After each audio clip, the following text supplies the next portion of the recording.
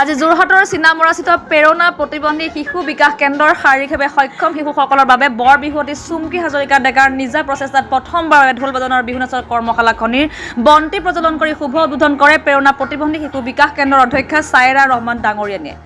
ভক্তি শ্লোকেৰে কণ্ঠশিল্পী সঞ্জয় বৰাই অনুষ্ঠানটিৰ সৌষ্ঠৱ বৃদ্ধি কৰে। ইয়াৰ পিছতে আমন্ত্ৰিত অতিথিসকলক আদৰণি জনোৱা হয়। ইয়াৰ পিছতে শিশুসকলৰ সৈতে একেলগে বিহু নৃত্য প্ৰদৰ্শন কৰি বিহু কৰ্মশালাখনিৰ শুভ আৰম্ভণি কৰে। 5 দিনলৈ অনুষ্ঠান চলি থাকিব আৰু সামৰণি অনুষ্ঠান অহা 11 তাৰিখে সম্পন্ন হ'ব। সকলোৱে একেমুখে চুমকি হাজৰিকাৰ প্ৰচেষ্টাৰ শলাগ লয়।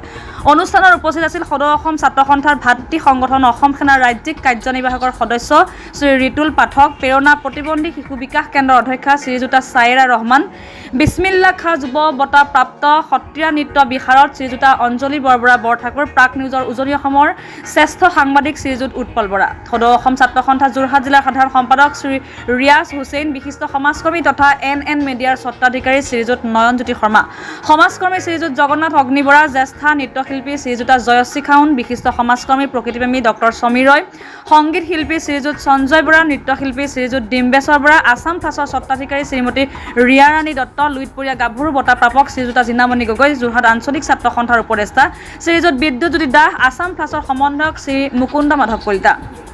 আৰু এই 7 এপ্ৰিলৰ পৰা 11 এপ্ৰিললৈকে আমাৰ প্ৰেৰণা প্ৰতিবন্ধী শিশু বিকাশ কেন্দ্ৰত ছাত্ৰ ছাত্ৰীসকলৰ কাৰণে বৰ বিহুৱতী চুমকি হাজৰিকাই এটি পদক্ষেপ গ্ৰহণ কৰিছে।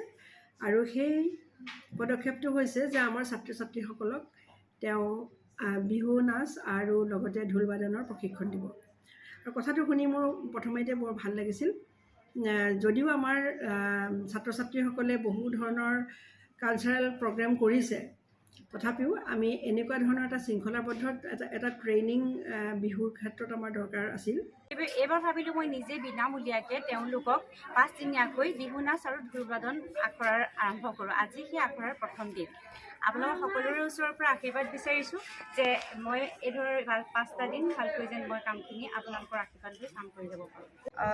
প্ৰেৰণা প্ৰতিবন্ধী শিশু বিকাশ কেন্দ্ৰত আমাৰ জনপ্ৰিয় বিহুৱতী চুমকি হাজৰিকাই যি পদক্ষেপ গ্ৰহণ কৰিছে যে এই প্ৰতিবন্ধী শিশুসকলকো আমাৰ সংস্কৃতিৰ লগত পৰিচয় কৰি দিয়াৰ যি সাহসিকতা তেওঁ প্ৰদৰ্শন কৰিছে, সঁচাই অভিভূত হৈছোঁ।